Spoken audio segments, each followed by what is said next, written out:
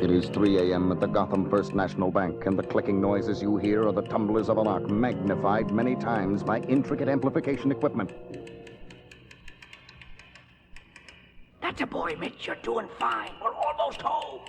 The lock belongs to First National's maximum security walk-in vault, but to 3 highly specialized bank robbers, no security seems to be maximum enough.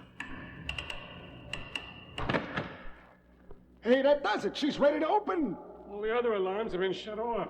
Help me pull the door. All that money. A Federal Reserve deposit of millions waiting for us just on the other side of that door. Jeez, Mitch, this thing is 2 feet thick. Okay, I'm helping.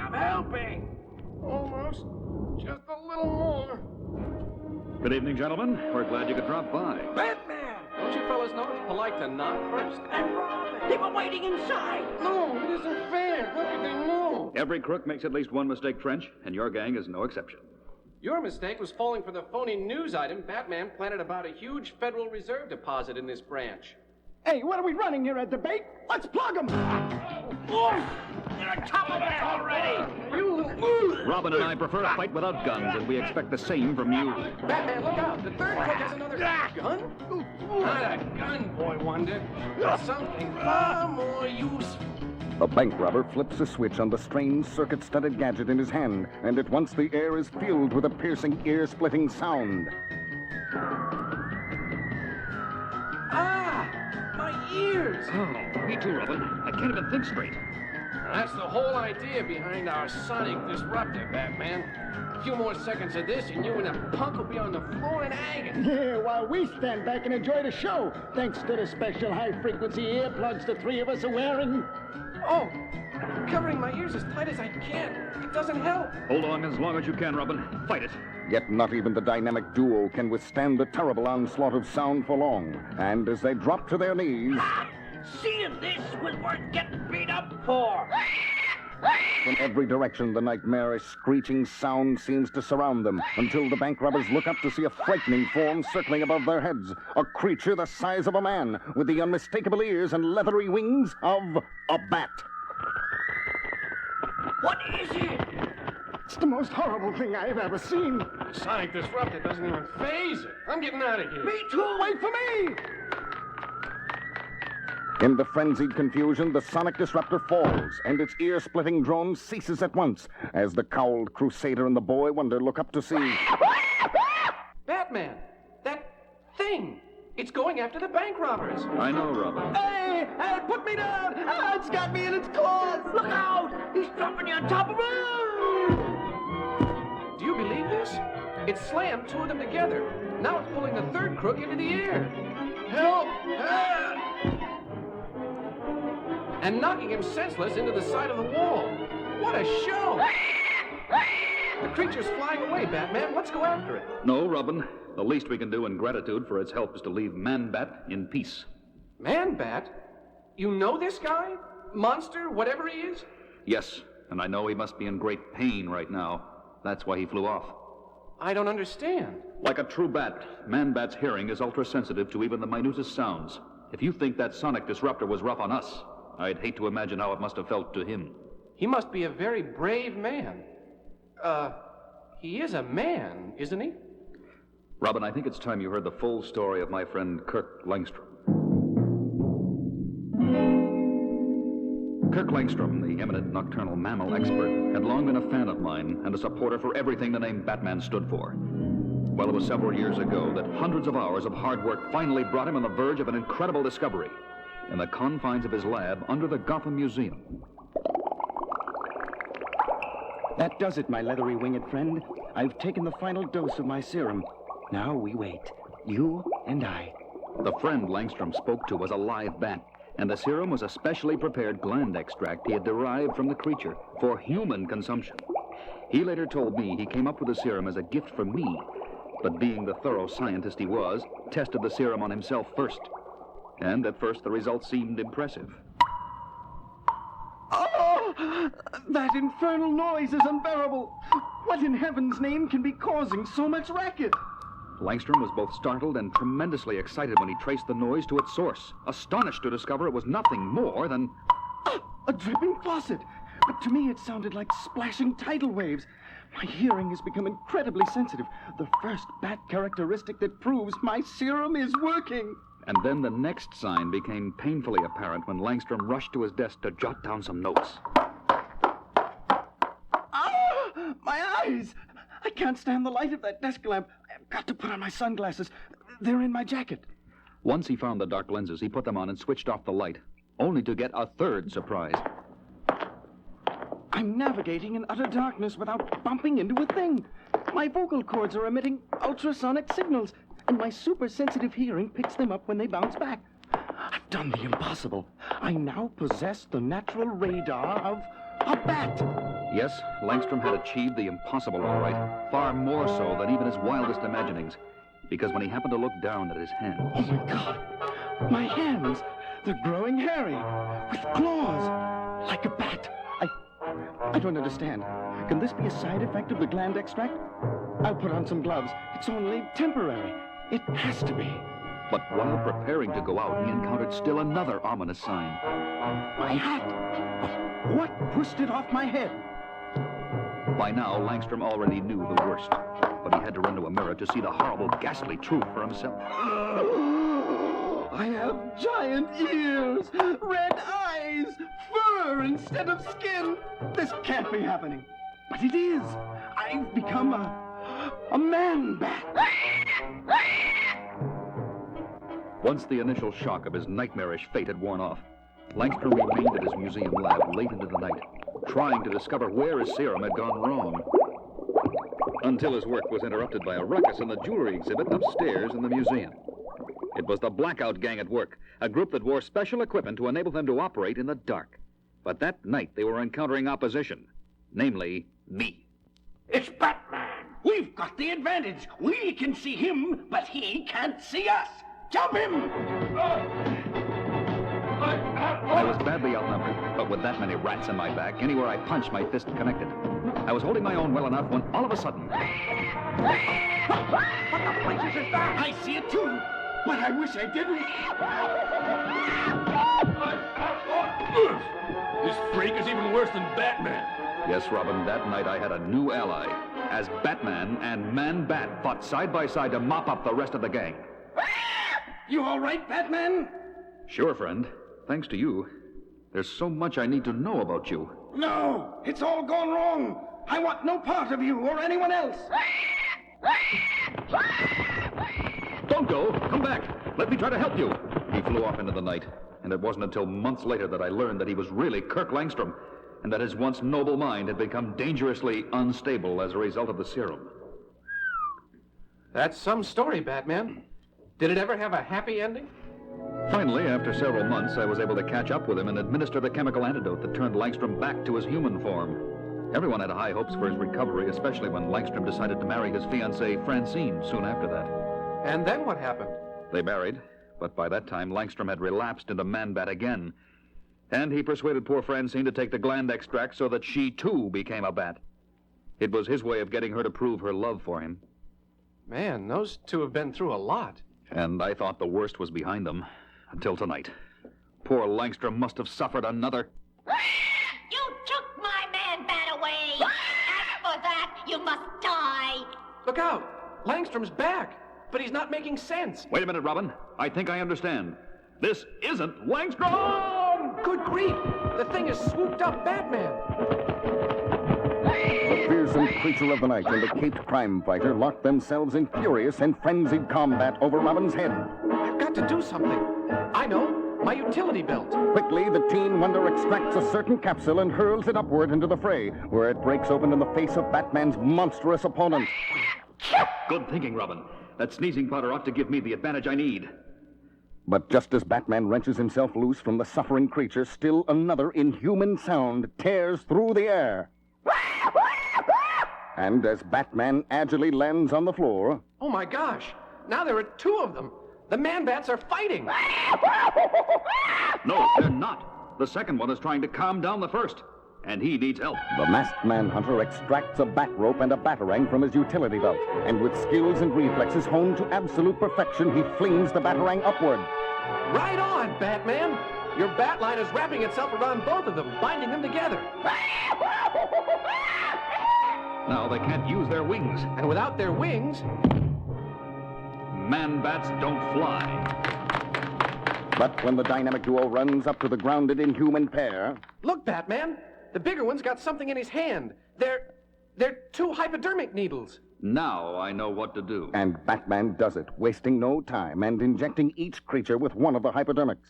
Oh, they're changing, losing their wings, becoming human again, becoming a man and a woman. Oh, Kirk, I'm so sorry. I lost control of myself. To think I would try and kill Batman. It's okay, honey. It was the serum warping your mind. You didn't know. What happened, Kirk? It's all a misunderstanding, Batman. I was long overdue from an expedition in South America, and poor Francine was worrying about me here at home. Yesterday I was rummaging through Kirk's lab, very depressed, and I was so despondent I mistook the bat extract serum for my own drink. The next thing I knew, I was a bat. Once the serum affected her mind, Francine became wildly insane. And when I finally got home this morning, I found frantic scrawls drawn all over the walls, blaming you, Batman, for my disappearance. I get it. So you took a dose of the serum yourself, figuring the only way to stop a man-bat is with another man-bat. That's right. But when I finally located you two a few hours ago, you were up against that terrible sonic disruptor. So I gave you a helping hand with those bank robbers. I'll say you did. That must have been murder on your bat ears. And while Kirk took some time to recover, Francine caught up with us and attacked. Batman, can you ever forgive me? I already have, Francine. Well, I may never forgive you, Batman. Not unless you get around to introducing me to your friends. Sorry, Robin. Kirk, Francine, I'd like you to meet my protege and junior partner.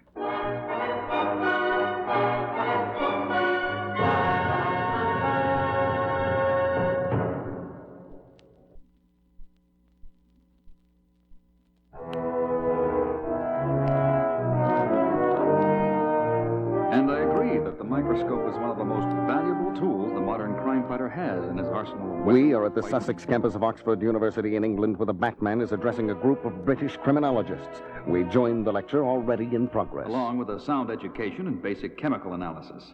One never knows when a clue in the form of a soil sample or a cloth stain is staring the unwary detective in the face. I'm most impressed in the growth I've seen in this area, this side of the Atlantic. I am therefore most honored to be here. Yes, Mr. Pico, what is it? There's a call for you, Batman. It came during your talk from a gentleman at Scotland Yard. Make my excuses, Mr. Pico. This sounds important. Ladies and gentlemen, our distinguished guest from the United States will take no questions this afternoon. He has just been called upon to... This is the Batman speaking. Oh, my, yes, Batman. I say, this is Inspector Oswald of Scotland Yard. We seem to have happened upon a rather grisly incident, and I thought, since you were in such proximity... You have my help. The story, please, Inspector. Yes, quite. Well, it seems that several villagers in Cadbury reported a shining object fell into the moors 5 days ago. We assumed it was a shooting star or some such, but we sent an investigator there anyhow. Higgins was the chap's name. And he found? Higgins? Well, we don't know what he found. We found Higgins. Dead, actually. Propped on a wooden stand and dressed like a scarecrow. A routine case it was. Nothing routine about murder, Inspector. Yes, quite. Anyhow, we dispatched another investigator there this morning. If you could join him... Thanks, Inspector, but I work alone. I'll get over there myself. Hello? The blighter seems to have disengaged the line. Hello? I'm certainly not going to be there for a long time. Aye, and I'll not even think you're going for longer. Who be you, stranger? You're dressed as you're looking for work about the fields, but Cadbury's is sure in a way the wrong village for you to be looking in these times. I'm not looking for work, but I may be looking to join you in a game of darts. You won't be wanting to put any money on the game, would you, mate? Good Frau, Billy. Nobody in these parts can beat me on the board. Have a brew on me. I don't drink or take chances. Tell me, mate, have you been out in the moors lately? The moors? First time your mistables on for Charles, Billy. Not a body I know been out there since that Higgins broke. Alphonse! shot, Billy. Demons from space there for sure. That's what folks round here all say. You scored 200 on that round, Billy boy. Thanks for the company. I think I'll take a walk. Oh, friend, are you gonna throw your dots? The dots? Yes, just a... One at a time, mate. Don't throw 'em all at... I mean, kind of a rush. 6 bullseyes in one throw. I've never seen such a shot like that in all the day. Where you was that man? And where the deuce did he go? The disguised Batman has slipped outside the pub, where he is startled by a rich, dark voice. The eminent Batman, I presume. Who? How on earth did you sneak up behind... Well, at least do me the courtesy of allowing me to remove my disguise before you recognize me. 1,000 pardons, good Batman. Of course, you realize that to a trained eye, the coordination of a superbly trained athlete is evident no matter how you disguise your walk. And your skin tone is much too deep for a native of overcast England this time of year. Obviously. And you, of course, are... Inspector Derek Holmes at your service. Derek Holmes?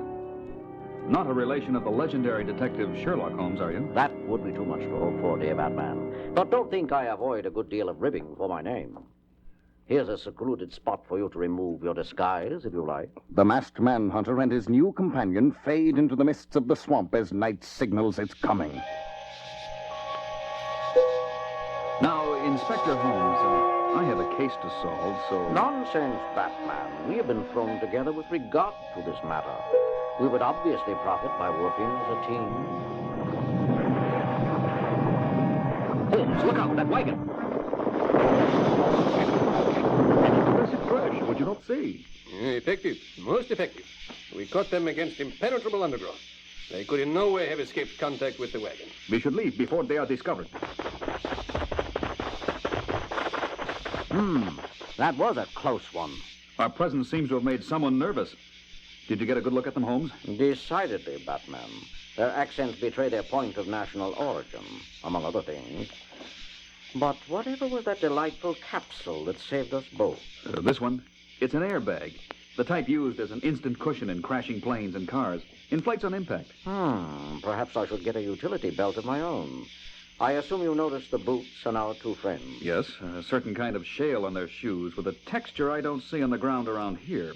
It's a green clay, actually, called lime rock. The nearest point it can be found is in the area where the unidentified object was sighted. Interesting. Shall we be off? Night on the moors in a fog-shrouded glen provides adequate cover for 2 men combing the swamps for a valuable piece of equipment. If you rake through this mud and muck 1 foot at a time, it may as well be a continent. Patience. As long as the villagers fear to come here, we are the only ones likely to find... What was that? Something metallic. Yes. Help me unearth this. Another rock. Yes, it's the payload from our crashed satellite. They have found it! Eureka! Hold. Quiet. Who is that coming? Only me. I found this one snooping in the area. The British inspector. The one we thought we eliminated.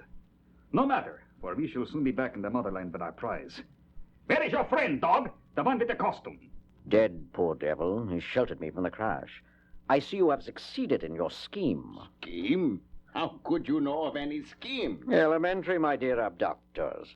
The UFO reports of a week ago were the result of one of your country's satellites malfunctioning and crashing into this bog. A surveillance satellite, no doubt, with aerial photographs of the military installations of the North Atlantic countries. When poor Inspector Higgins stumbled across you several days ago, you constructed that bizarre Scarecrow murder to horrify the townspeople and discourage any further interference while you sought out your lost equipment. Observant, my friend. But have you also determined there is a glimmer of a chance you might avoid being propped up in a Scarecrow outfit yourself? If you would permit me a moment to light my pipe, it might become clearer to you. Look, when he lit his match, I saw it. The shadow. What is wrong with you? What did you see? The Scarecrow. The policeman we put into Scarecrow clothes. He's come back. Where? A gunshot in its direction will quiet your... Quite bad manners, my good man. Aiming a gun at a guest. Ah! Where did you kick my gun? I'll get you for it. You'll get no one. Ever again. The Scarecrow! Ah! Not quite a scarecrow, swine. But if it's fear you crave, then someday think back to this moor, when you took the life of a law officer, or some petty national interest you thought more important than a life. And you'll remember a Batman striking with a vengeance into the souls of petty criminals and international outlaws alike. That's when you'll know that today you looked into the face of fear. The darkness falls away to morning as a lone masked manhunter, the world's greatest detective, delivers 3 agents of a foreign power to Scotland Yard. It was remarkable showing you made, Batman. You deserve your reputation. I'm only sorry you had to go it alone on that moor. You mean bringing them in? I wondered where Holmes disappeared to, but I assumed he could take care of himself after the hard work was over. Holmes? I don't know whatever you could be talking about, old chap. My investigator had a car accident on the way to Cadbury. Nothing serious. The hospital should release him any day. Now, what about this Holmes fellow who disappeared? Holmes? Inspector Derek Holmes. Don't play games, Oswald. Frankly, I didn't believe that was his name, but... Oh, you daft man. I tell you, I sent no one. Oh, I get it. It's this odd American sense of humor I've never quite understood. Sense of humor? Yes, Holmes, indeed. World's greatest detective and all.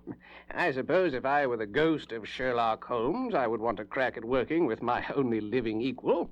Ghost of Sherlock Holmes? Oh, you Americans. Quite a sense of humor. Must be getting on. Cheerio, old chap.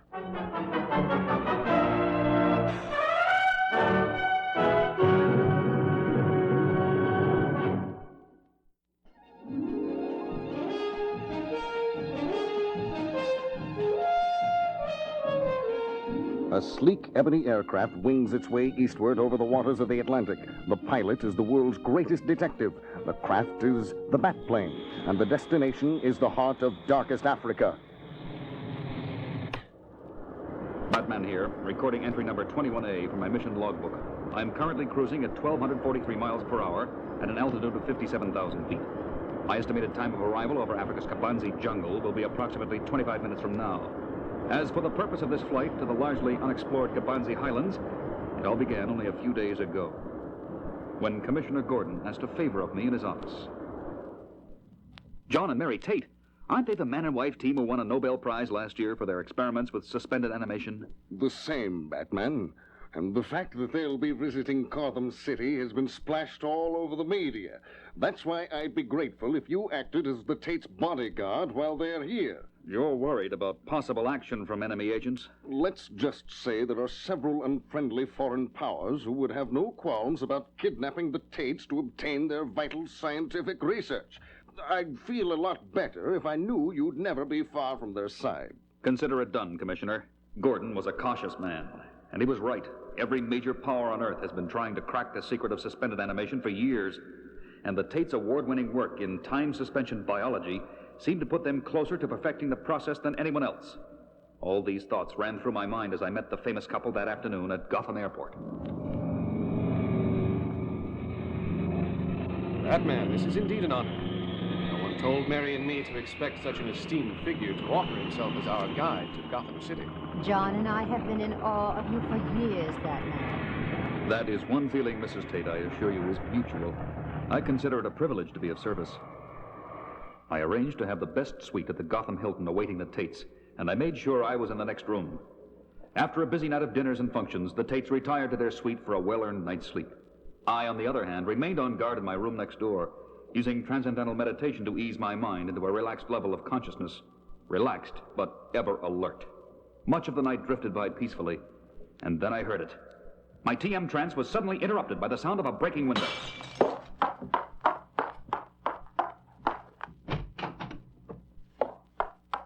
The split second I rushed into their suite, I was attacked by what I never had a chance to see. It was so dark.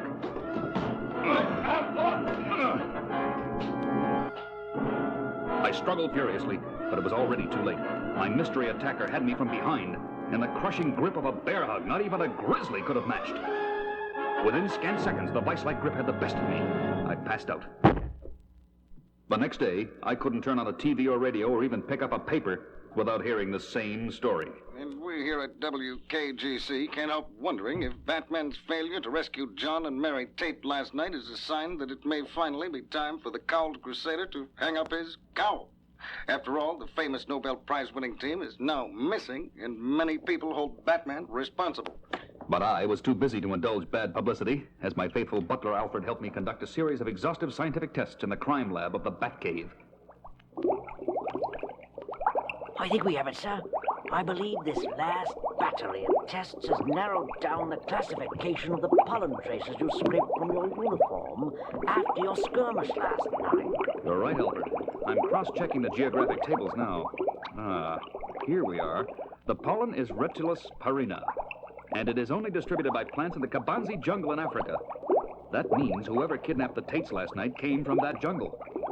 Most intriguing. I'll fuel the backplane for takeoff, sir. Sir? Yes, Alfred? About those unexplained traces of fur you found in the Tate's suite, have you reached any conclusions? None, Alfred. At least none that makes any kind of sense yet. Moments later, I was winging my way eastward, leaving the Batcave and Gotham City behind, with one slim clue to go on and no idea what lay waiting for me in Africa. And speaking of Africa, I see the Kabanzi jungle is coming up directly ahead. It's time for me to wrap up this report. But before the Caped Crusader can end his log entry and switch off the tape... Trouble. One of my turbojets is backfired. The Batplane is nosediving out of control. Mayday! Mayday! Controls won't respond properly. A crash landing imminent. Doing my best to avoid.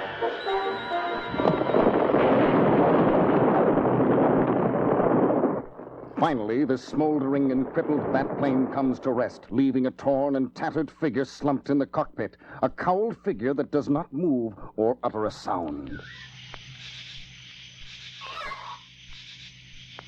For many hours, the scene remains unchanged as life in the jungle proceeds in primitive ignorance of the damaged aircraft and its unmoving passenger. And then, as sunset filters through the tropical trees, a pair of rescuers appears, gently removing the limp, unconscious crime fighter from the shattered cockpit. Did he sustain any permanent damage, do you think? I would say negative. A mild concussion, several bruises and lacerations. His injuries do not seem to extend beyond that. Once we get him into the city, our healing facility should completely restore his health. Right. To the city, then. The two rescuers lumber away, effortlessly carrying the 180-pound Batman between them. Effortlessly, because these rescuers are both gorillas. Hours pass. The Caped Crusader groggily moans and stirs. But it is not tropical vegetation and African wilds he opens his eyes to see. Instead, it is the antiseptic confines of an incredibly well-equipped, highly advanced laboratory. Where am I? Have you ever heard of Gorilla City, Batman? You're a prisoner here now, just like John and me. Great Scott! John and Mary Tate! Imagine a super advanced city in the heart of darkest Africa, built and inhabited by apes, far more intelligent than man himself. A city that is even invisible to the human eye, surrounded by a special force field only its gorilla inhabitants can see. John and I had heard the legends like everyone else, but we never dreamed they were all true. Batman always knew they were true, didn't you, Batman? All eyes turn toward the source of that chilling, compelling voice of pure evil. The voice of Grodd, the most powerful and formidable of all the apes. Grodd, the super gorilla. Tell them, Batman. Tell the Tates how cleverly you worked your way in here. Why don't you explain it, Grodd? And I shall. Batman, you see, no doubt used that renowned detective skill of his to pinpoint some clue my gorilla agent must have left behind at the scene of your abduction, Mr. and Mrs. Tate. A clue that he could trace here to the Kabanzi jungle. Being as unusually well-informed as he is, Batman knew Gorilla City was purported to be in Kabanzi, although no human being had ever seen it. So what did Batman do? He deliberately crashed his plane and knocked himself out, figuring he'd be brought into Gorilla City as a prisoner. Batman, we appreciate all the trouble you went to. You must understand, the experiments we've been conducting here are against our will. Grodd has also kidnapped our daughter, and has threatened her safety if we don't do exactly as he says. That sounds like your style, Grodd. Just what is it about the Tate suspended animation work you find so fascinating? You're about to find out for yourself, Batman. Even before he can make a move to defend himself, Batman is seized by two gorilla guards and placed inside a plexiglass booth hooked up to an ominous pulsating machine. A machine monitored by John and Mary Tate. You see this little gadget I hold in my hand, Batman? It's the remote control device that regulates the rather large apparatus next to you. The Tates call it a biological brake. What it does is slow down a person's metabolism and body functions to an absolute minimum to prepare him for suspended animation. It would even work on gorillas if the setting were correct. But today, you are our guinea pig, Batman. Shall we begin? Grodd presses the remote control device. The biological brake is activated, and a bolt of shimmering energy seems to flash through Batman's body. A moment later, the plexiglass booth is raised, and its prisoner staggers out. Something wrong, Batman? You look a bit under the weather. Why don't you say something?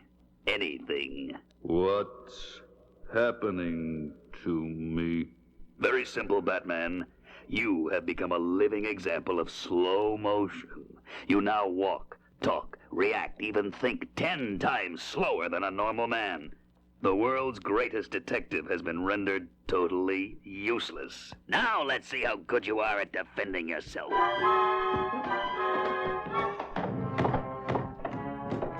Don't do that. Stop it, Grodd. You're tossing him around like he was a rag doll. Please stop, you'll kill him. Hardly. Batman does not deserve such an easy death. I am through toying with him for now. What I have in mind for his demise will be far more excruciating. At once, John and Mary rush to the fallen Cape Crusader's side, only to discover... Oh, no! It can't be! Oh. He's dead, Grodd. I hope you're satisfied now. Get away from there. Does Batman think he can fool me as easily as a human? The grieving Tates back away as an angry Grodd kneels beside Batman's limp body, placing the remote control device on the floor of the booth. It's a trick. Batman should have recovered by now. The slowdown effect is temporary. Grodd places his massive head over Batman's chest, listening for a heartbeat that isn't there.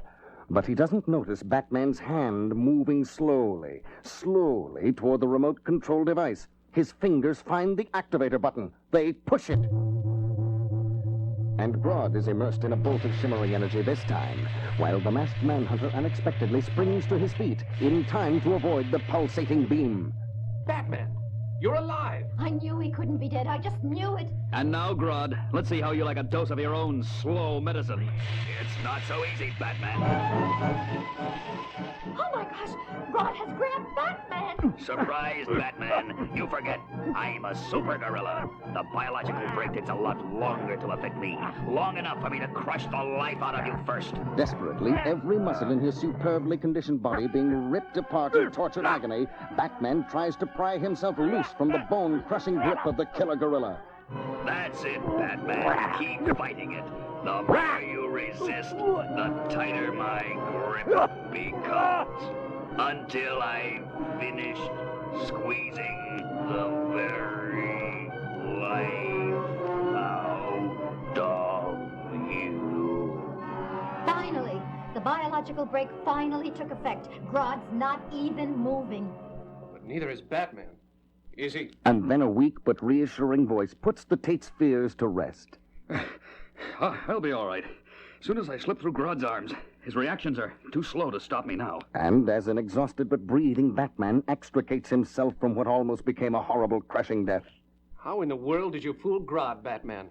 When he listened for your heartbeat. He couldn't hear it, because I was practicing an extremely difficult form of yoga that allowed a full minute between heartbeats.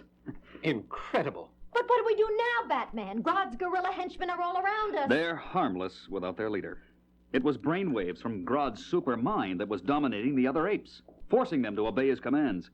Normally, the citizens of Gorilla City are among the friendliest on Earth, but you'll soon see that for yourselves. And true to Batman's words, the super-advanced gorillas showed John and Mary Tate nothing but the finest VIP treatment. Thank you for returning our daughter to us so promptly, Solivar.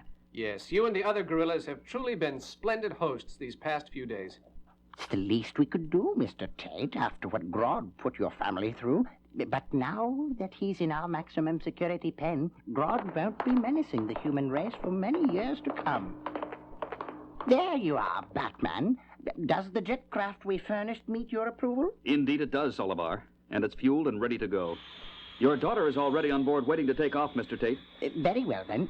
It's time to say our farewells. Moments later, a gorilla jetcraft soars into the jungle sky as Batman pilots the Tate family home, leaving the invisible gorilla city behind them once again, hidden forever in the wilds of darkest Africa.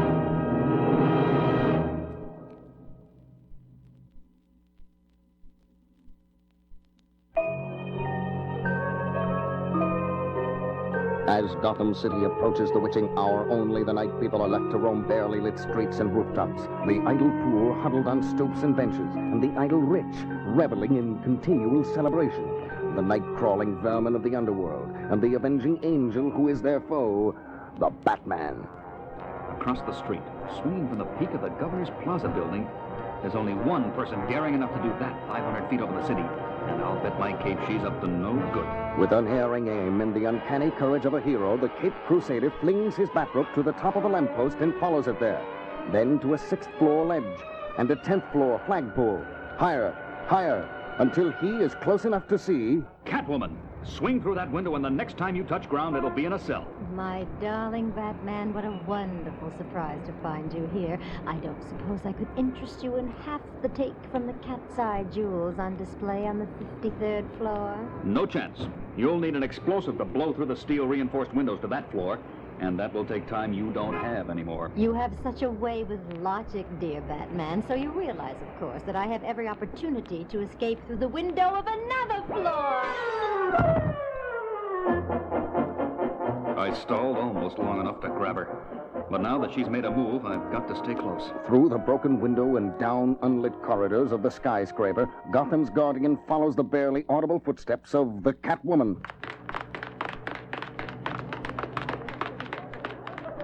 Until another sound drowns the padding of his quarry. I nearly forgot about that cocktail party. It's a benefit affair for solar energy research, and Bruce Wayne declined an invitation. Let's see, stairway doors are locked, no elevator is moved, no broken windows. Catwoman must be crashing the party in her civilian identity, and she knows it would be dangerous for me to arrest her among bystanders. I'll have to smoke her out. Seconds later, an unexpected distinguished guest joins the celebration. Sir, may I please see your invitation? Don't be a boor, Albert, and let the gentleman in. It's an honor to have Bruce Wayne with our cause. I was so afraid you wouldn't come. I was in the area and thought I'd swing by. Tell me, Mrs. Havisham, who's that young lady over there? You certainly aren't one to waste time, just like your late father, before he met your mother, of course. She's some starlet or ambassador's daughter, some such, young and beautiful, and claws always ready to hook onto a wealthy bachelor. Good luck, Bruce. That's Selina Kyle, the Catwoman without her costume. I know her, but she doesn't know me. So then Daddy told the Prime Minister, Winston, if you insist on drawing to a full house, You look awfully familiar, miss.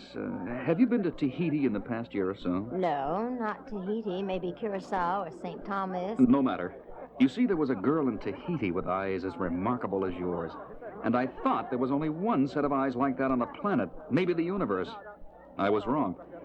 My name is... Bruce Wayne. You're one of the pillars of society in Gotham. Surely I can be expected to know you. You can call me Venus for the moment. Yes, Venus. Maybe if we went somewhere quieter, you'd decide you liked me enough to tell me your real name. Ow! What was that? Oh, did you stick your finger on my ring? There's a little pinpoint in the setting here, but you don't mind that, do you? No, don't mind. And now you'll come with me, won't you, Brucey? Come with you, whatever you say. Of course you will, because the ring held an ounce of a hypnotic fluid, like catnip, and now it's been injected into your bloodstream. You'll follow me anywhere now, Brucey. Whatever you say. Yes, Bruce Wayne, I've got plans for you. Later that night, as a pair of guards punch their time clock at Spiffany's jewelry store, Hey, Freddy, you hear a noise? Like a radiator leak or something? I don't hear any. Wait a minute.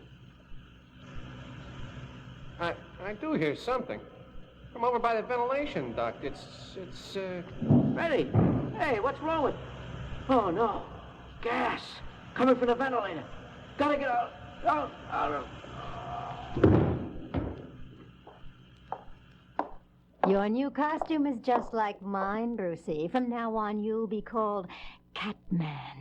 Catman. The guards never saw what hit them. Now let's see how a pillar of society does a tough job. You'll do everything I say. Everything. Any pressure on the floor between us and the gem display will cause an alarm to wake the dead. What we've got to do is hook a rope between us and the far wall and climb across to... Bruce?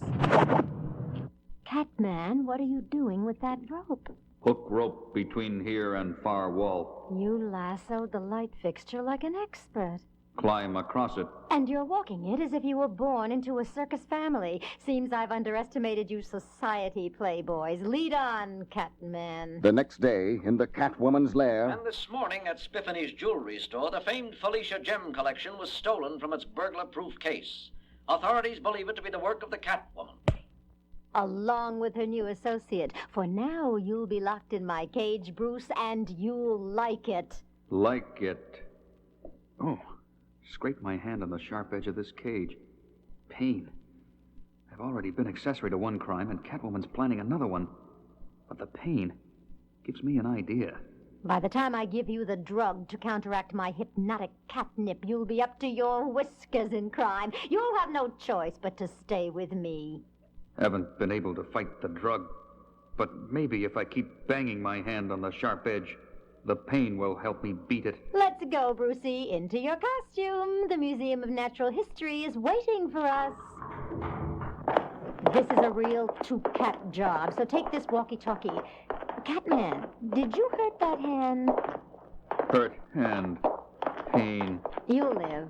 Meanwhile, it'll be your job to turn off the rooftop alarm while I stand watch.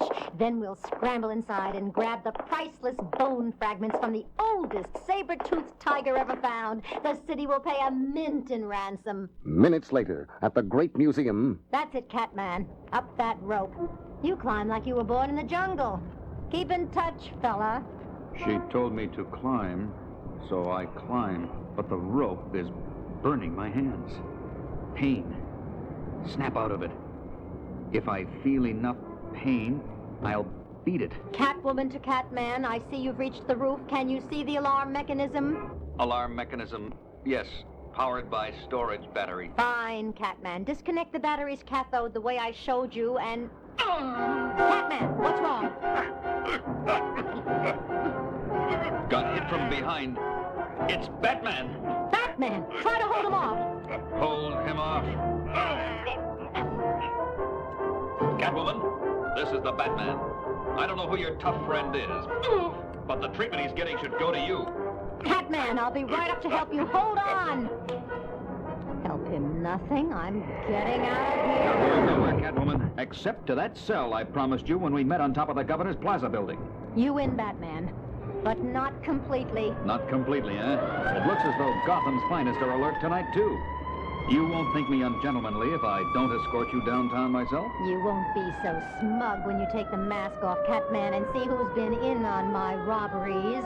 Catman, I have no idea what you're talking about. Catman, the man you caught on the roof of the museum, the one you took that walkie-talkie away from. He's tied on the roof. His name is... Batman, is this the lady behind the crime wave around town this week? This young lady is the crime wave officer. And quite a young lady she is, too. I was going to frame Wayne, but good. Gotham society would never have recovered. I'll get even with you, Batman. I doubt it, Catwoman. But I'm looking forward to the next time you try. Book her, officer.